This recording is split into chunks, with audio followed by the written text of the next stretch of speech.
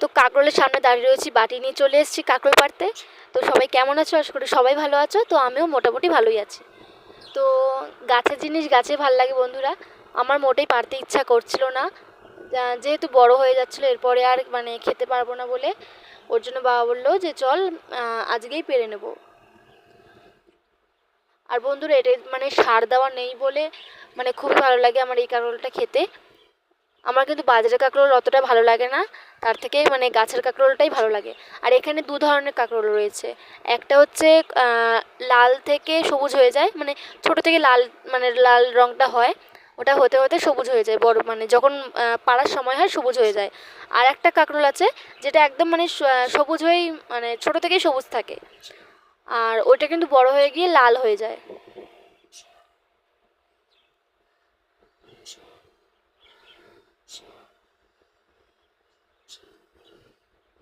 এবছরে অনেকই মানে কম গাছ লাগানো হয়েছে,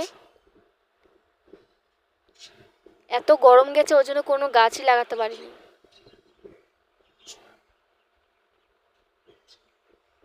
আমার মতো কে কে মানে গাছের সামনেই সারাক্ষণ থেকে যাও?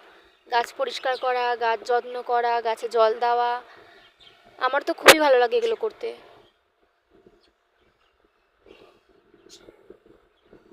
আর সবাই কেমন আছো? আশা করি সবাই ভালো আছো।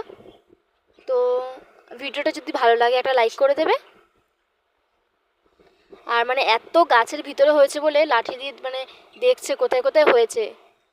মোটামুটি পাড়া হয়েছে, আর অনেকটা উপরে তো ওটার জন্য পারা যায়নি, অনেক উপরে হয়েছিল এগুলো।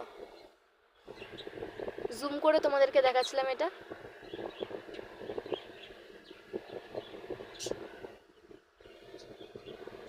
আর লাঠি না হলে তো পারাও যাবে না হাত দিয়ে, কারণ কাঁটা ঢুকে যাবে নালে।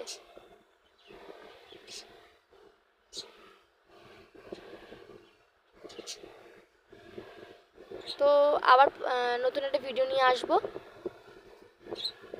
আজকে এইটুকুনি ভিডিও থাকলো।